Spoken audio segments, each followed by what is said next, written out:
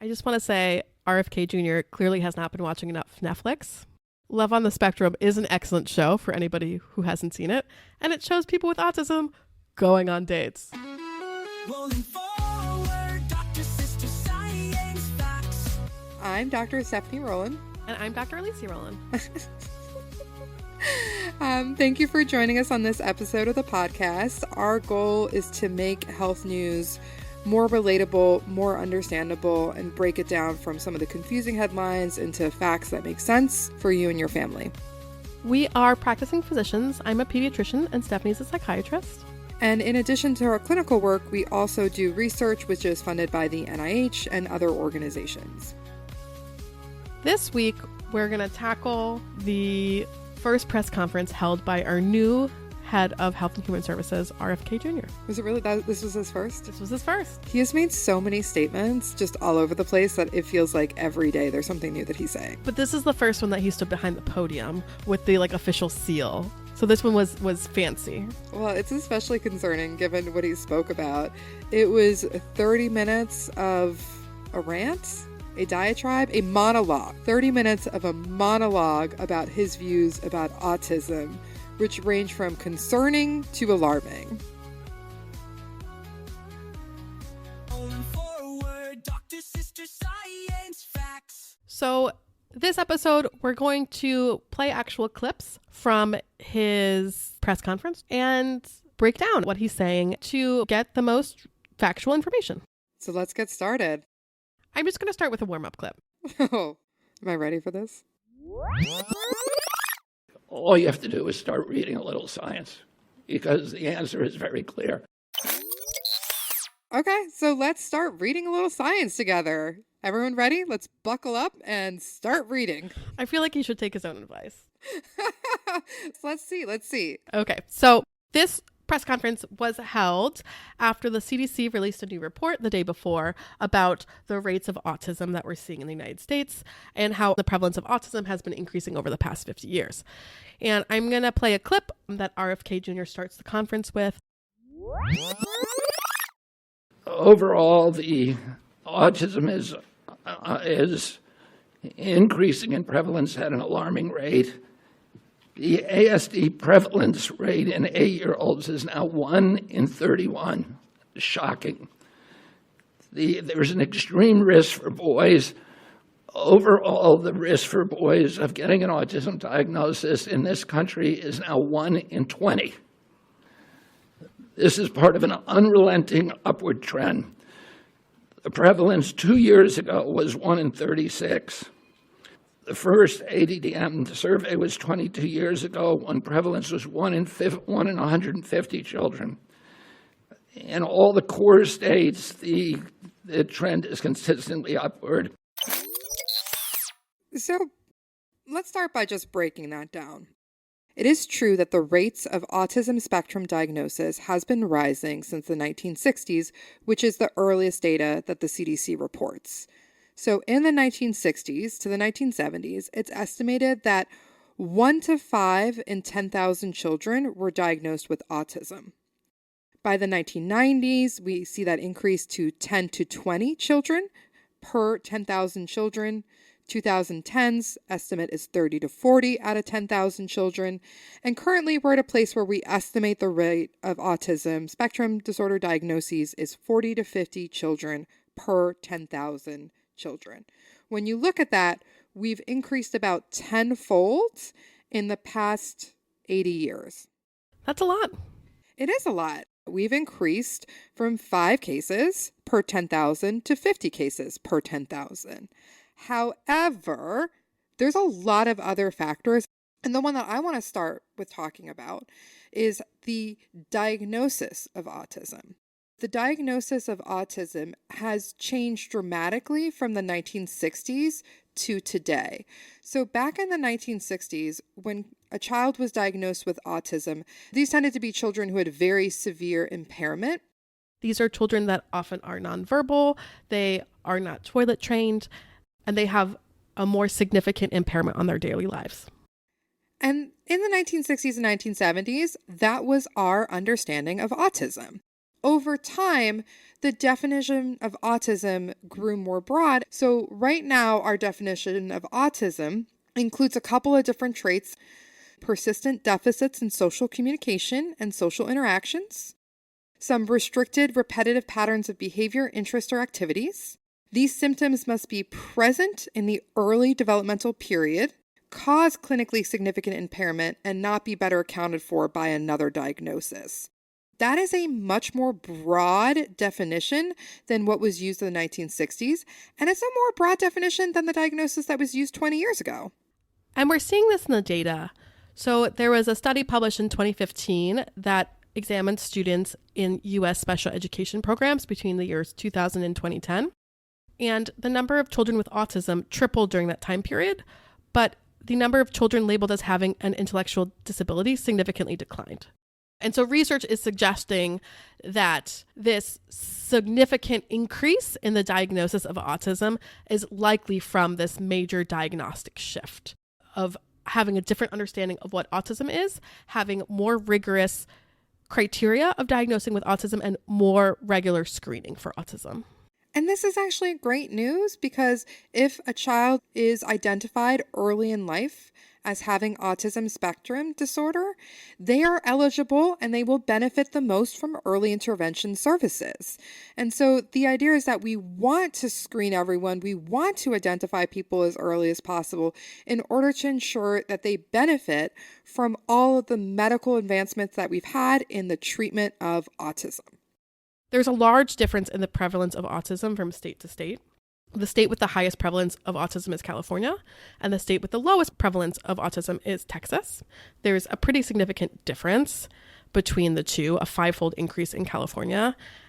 And it's very likely linked to the fact that California is pushing for more regular assessments of autism, in order to connect kids to services that are going to help them. Looking at it, I don't really think that California has 5 times the rate of diagnosis as Texas. What we're seeing reflected are the social practices around screening and diagnosis and connecting children to early interventions, which ultimately help reduce impairment and improve functioning, which is what we want as physicians. We want people to have less impairment and better functioning. It doesn't matter what that label is. Let's focus on how you're doing. And so that's always my focus.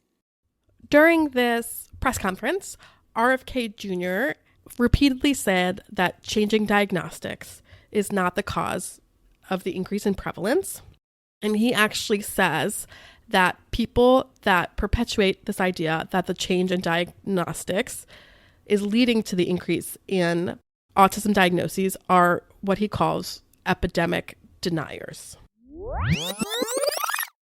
One of the things that I think that we need to move away from today is this ideology that the autism diagnosis, that the autism prevalence increases, the relentless increases, are simply artifacts of better diagnoses, better recognition, or changing diagnostic criteria.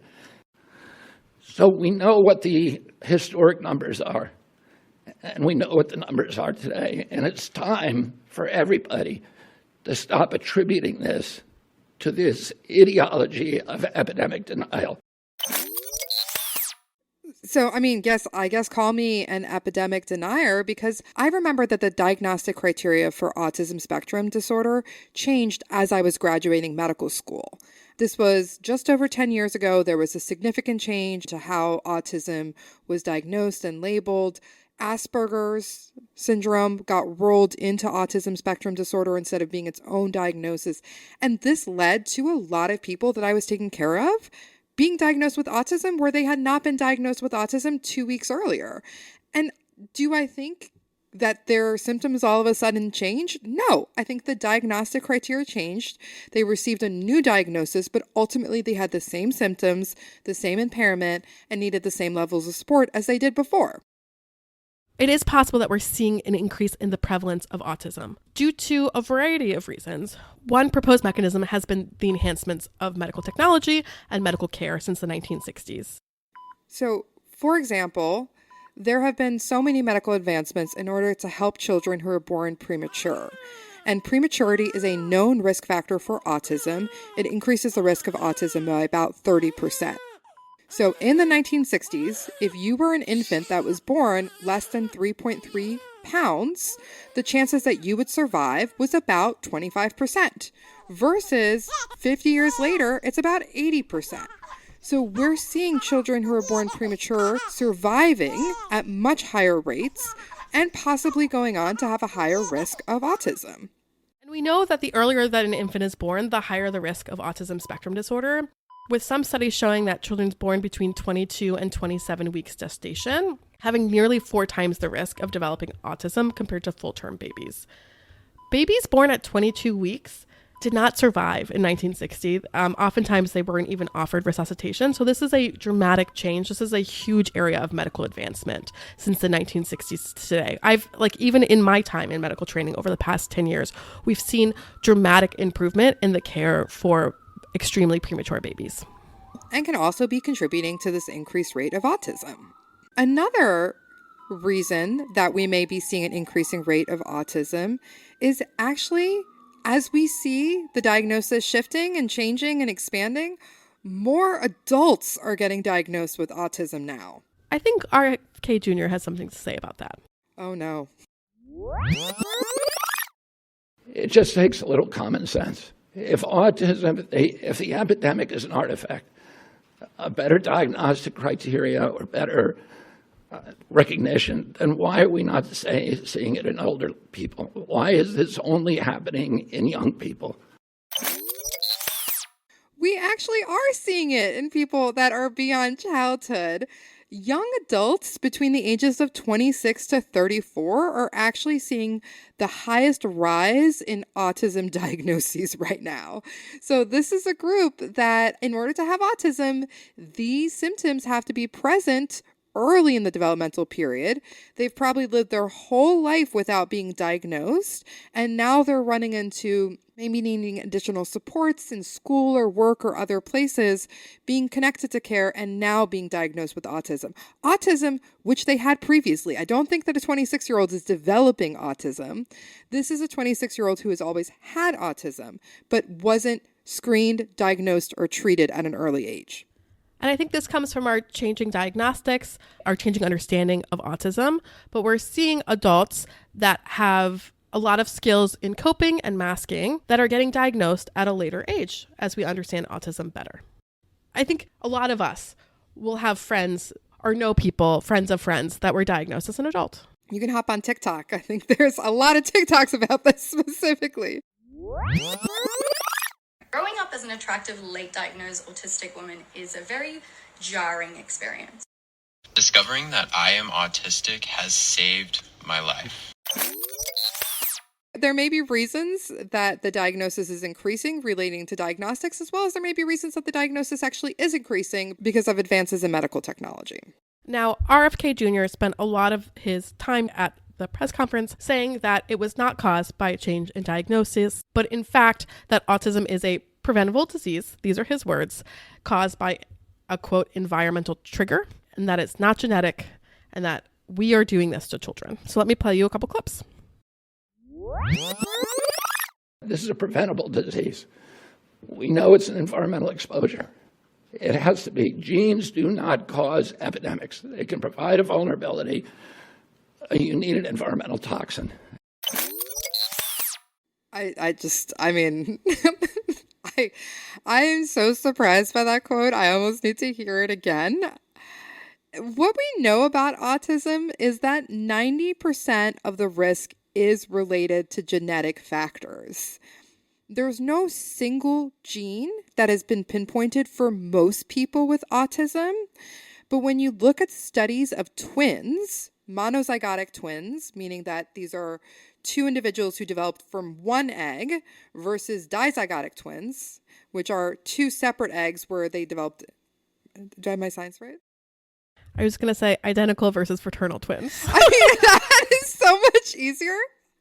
When you have identical twins, meaning they share all of the same genetic material, compared to fraternal twins who are siblings who develop in utero at the same time, scientists use that in sophisticated ways to see how much of the risk is shared between autism, and they find that this is largely genetic. So, for example, identical twins, if one twin has autism, the other twin with identical genetics has about a 75% chance of also having autism. Whereas if you look at fraternal twins, it's closer to 35% if they're same sex, or just under 20% if they're opposite sex twins. And so scientists use that to study and say most of the risk is related to genetics. RFK Jr. goes on to talk about environmental toxins for quite a long time during his press conference and all the things that he's going to look into. And we're going to look at all the potential culprits. We're going to look at mold. We're going to look at food additives. We're going to look at pesticides. We're going to look at air and water and medicines. So more research is needed on environmental factors because although most of the risk is genetic, it's likely that there are multiple genetic and environmental factors that are contributing to the development of autism. And there are studies that have suggested things like maternal obesity or heavy metal exposure. And we do need more research in order to identify it, but it's not those factors alone based on the science that we currently know. Autism is complex. It's difficult to understand, and we definitely need more science dedicated to the cause of autism. I don't think one single thing in the water is going to be the answer. I don't think it's going to be food additives in Cheetos that's going to end autism. Like, I don't think it's going to be as simple as that. Didn't he say he was going to have the answer by September? Here we go. I'll play it. And within 3 weeks, and probably we're hoping in 2 weeks, we're going to announce a series of new studies to identify precisely what the environmental toxins are that are causing it. This has not been done before. Okay, so first of all, we just named some possible environmental factors for which studies have been done. That's how we've identified them. And second of all, within 2 weeks, it takes a lot longer than that to set up a solid scientific research proposal, and then a lot longer than that in order to get good results and be able to analyze and truly understand and interpret them. So that timeline is out of control. He goes on to say a lot of things, and one of the rationales RFK Jr. has for this being environmental toxin as the cause of autism is that he believes that children that are diagnosed with autism have a regression around age 2, which is a really outdated way of thinking about autism. But I'm just going to play this clip. These are children who should not be suffering like this. These are kids who, many of them were fully functional and regressed because of some environmental exposure into autism when they're 2 years old. This is a really common myth that we hear about autism. As a pediatrician, this is something that I hear a lot. This idea that children with autism regress around age 2, that they're developing normally and then they move backwards and there's a loss of milestones. This is true of some disorders, something like Rett syndrome, which can be a devastating syndrome. They stop being able to walk, they stop being able to talk, they stop being able to do things that they were previously able to do. So kids who are walking and then can no longer walk. That's what regression refers to. This is not something that we see with autism. In fact, we can see brain differences in children with autism as early as 6 months old. You can see really subtle differences in these kids. You can see changes in motor and social behaviors as compared to children that do not have autism. Things like they're not making social smiles, or they're making less eye contact with their caregivers than children who are ultimately not diagnosed with autism. And you can see these changes really, really early. But typically, screening doesn't start until 18 to 24 months because you may have a child who's not doing the social smile at 6 months, and that's okay because they're going to do it at month 7, 8, 9. That's different than a child with autism who doesn't go on to reach that milestone at all. Although you see these subtle differences starting at a young age, we typically don't screen until 18 to 24 months because it's just too hard to know before that. because kids are still developing so fast and they really are all on their own timelines. But when kids are diagnosed with autism, looking back, when you ask their parents or pediatricians, people recognize things like their child doesn't point at things that interest them or doesn't point things out to their families. They're not particularly interested in playing with other children. When you smile at them, they don't smile back. They might have certain repetitive interests or things that they're very much into. And again, children without autism may have some of these. And that's why we don't start screening until 18 to 24 months. And then you're looking for that constellation of symptoms together along with the impairment present from a young age, not accounted for by other differences. There's a lot that goes into the diagnosis. We're going to look at all of that. We're going to look at obesity in the parents. We're going to look at the age of the parents. We're going to look at diabetes in the parents. We're going to look at all of these potential exposures. And because of AI and because of the digitalization of health records and the mass of health records that are now available to us, we can do this much more quickly than has ever been done in the past. I thought placebo-controlled trials were what we needed, not AI combing through medical records. Typically, we expect certain protections so that you know that when you're going to your doctor, the government just isn't going to be in those records looking at information about you.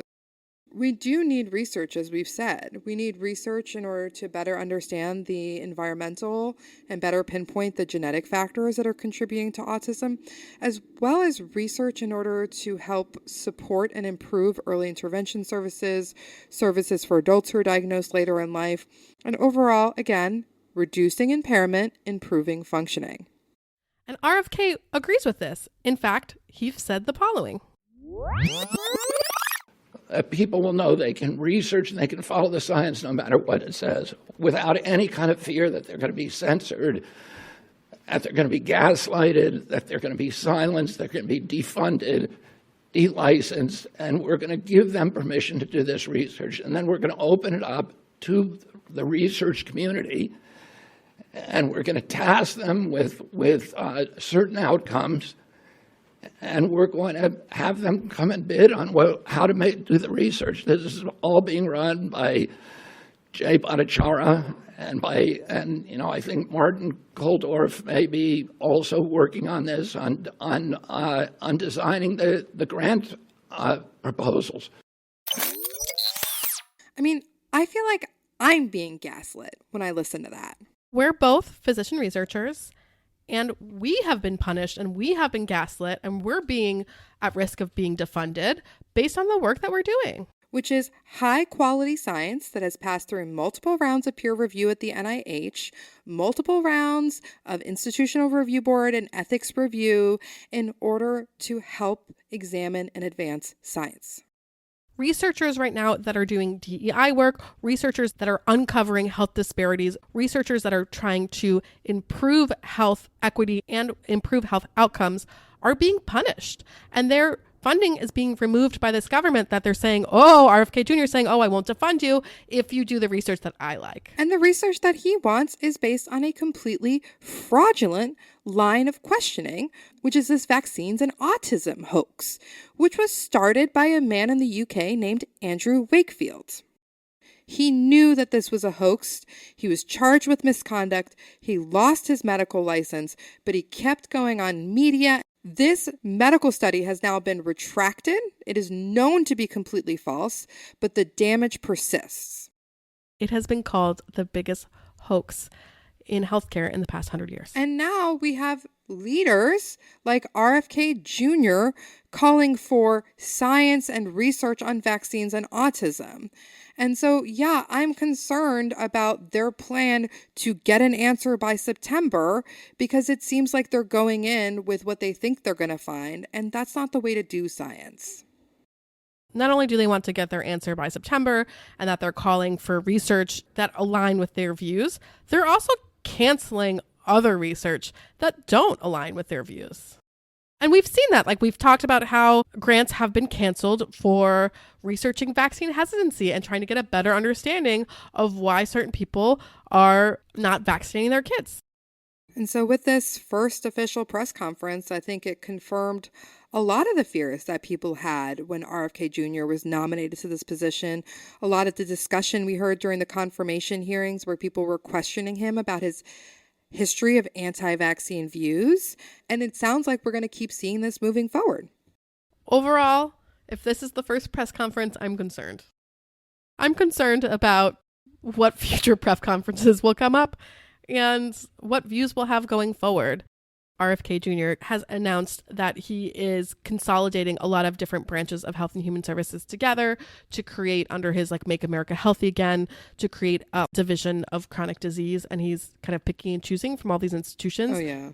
He's picking and choosing, but I think they're going to cut the NIH budget 40% and then create a whole MAHA separate thing from the NIH. And autism is a big part of that. Autism research is a big part of that. And my fear is that we're going to lose quality research to support his supporters and to support his ideas that lead causes autism. I mean, hopefully he thinks that lead causes autism because at least then they would do something about lead, which is a known neurotoxin. And it's been completely absent from any of his conversations about making America healthy again, when that's actually something that we truly need attention and funding for. President Trump has said that RFK Jr. will, quote, go wild on health. And I think this is the beginning of RFK Jr. going wild on health. I don't even know where to start with it. These are kids who will never pay taxes. They'll never hold a job. They'll never play baseball. They'll never write a poem. They'll never go out on a date. Many of them will never use a toilet unassisted. And we have to recognize we are doing this to our children, and we need to put an end to it. I hate everything about that. First of all, saying we are doing this to our children is placing blame in an area that I don't think blame is warranted. People with autism have meaningful lives, and I think he is reducing people to this pigeonhole of disability focus as opposed to recognizing all of the wonderful achievements and joys and milestones that people with autism reach. I just want to say RFK Jr. clearly has not been watching enough Netflix. Love on the Spectrum is an excellent show for anybody who hasn't seen it, and it shows people with autism going on dates. People are so much more than their diagnosis, and that's really what I don't like about this is you can have a diagnosis and go on dates and play baseball if that's what you want to do. It's just really demeaning, really reductive, really blaming people. And like you said, missing the humanity of people, and that humanity is total. I have a son who was diagnosed with autism when he was 2 years old. We've been through a lot of therapy, seizures, different issues, and I'm very proud that he's now a 19-year-old high school graduate. I didn't know what was teenager related. I didn't know what was autism related. I don't know which of these things made him download 60 episodes of The Price is Right. But I know that's not normal. The Price is Right is a fine show, but it is the same damn show every day. RFK was talking about children like my daughter that are autistic, non-speaking, non-verbal, require substantial support, and may need that type of assistance for the rest of their life. No, not every parent of a child that has significant complex needs likes what RFK is saying. Do you know what I need to help my family? We need her Medicaid to stay. I need her direct support worker to be paid fair wages. I need her to be included at school and her IEP to be upheld. And I need day programs for when she gets older. We need help. We don't need a cure. And to everybody else, please don't look at my daughter as broken. He's putting a value on a life, and that a life of someone with a disability is not equivalent or equal to a life with someone without a disability, which we have very much shown in literature is not true. It's 80% of people with severe disabilities rate their life as excellent or good. And there is meaning in lives of people that have disabilities, and to claim that there isn't, I think is rude and dismissive and unkind. And right after tax day, to somehow boil down our entire value to our ability to pay taxes, dude. I know, that's the first thing that you bring up is that they won't pay taxes. This is bad for America because they won't pay taxes. Oh my gosh, yeah. Above everything else. Ugh. It's just, that comment really did not sit well with me. As a pediatrician who provides care for a lot of children that have a lot of disabilities, Are we saying that these lives shouldn't be saved? Are we saying that these lives have less meaning? Are we saying that these lives have less value? Because that doesn't sit well with me. Me either. And I do a lot of emergency psychiatry work. I work with families mostly when they're in crisis. And I know that that is their worst day. And that is not who people are. And that is not reflective of what their lives look like or their value. We all have bad days, and there are times that we need more support. And that doesn't diminish our value. And so this was just a particularly gross moment. And this idea that you're describing it as a preventable disease, it's particularly icky. Placing blame on families, on society, being like, you did this, when right now we don't have a cause of autism. And it's not like we are knowingly pushing people into a vat of nuclear waste that's causing autism. Like, we are not knowingly harming children. And it feels really sad to tell families that it's something that they did wrong, and that if they had not done X, Y, or Z, that their child would have a different outcome. I feel like we got real dark. Yeah. But we do this in our free time because we think it's really important that families understand what's happening in healthcare today, what's changing, and what challenges physicians and researchers are facing. Yeah, the cost is high, and we're replacing good research with maybe not so good research and dictating the narrative in a certain direction. And I'm worried that all the focus on environmental toxins for autism is going to remove some of the focus on genetic factors that cause autism. And this press for an immediate quick fix is going to make us fall behind where we would have otherwise been. On that, this is the Rolling Forward podcast. Rolling forward, Dr. Sister Science Facts. I'm Dr. Alicia Rolin. I'm Dr. Stephanie Rolin. We'll be here next week with more updates. We actually won't be here next week. You're right. We are taking a week off because Alicia is going to a conference on pediatric academic societies. That's right. PAS is the Pediatric Academic Societies, meaning it's one of the largest pediatric medical conferences a year. And as a pediatric emergency physician, we don't have our own separate conference. And so PAS is our biggest conference of the year. And while she's there, Alicia is going to be presenting some of her research about how to identify and eliminate health inequities affecting youth in America today. So go, Alicia. If you're going to be there, you can say hi. I'll have a poster. Well, and I'll actually have one of our, a poster that we did together. I will also have a poster, but I won't be there. So I'm very much looking to hearing the updates from that meeting. Thank you, everybody, for tuning in today. And then we'll be back at the beginning of May. May already. Oh my gosh. Thank you and take care. In the meantime, you can reach out to us on social media or by email. Our email is rollinforwardshow. That's ROLIN_show@gmail.com. And we always appreciate hearing from you. It's such a joy. Rolling forward, Dr. Sister Science Facts. Welcome to Rollin' Forward. I started. I wasn't ready. Okay.